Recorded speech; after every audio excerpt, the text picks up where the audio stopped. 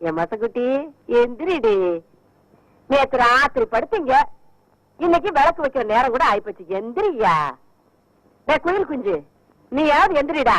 எந்திரிக்க மாட்டீங்களா?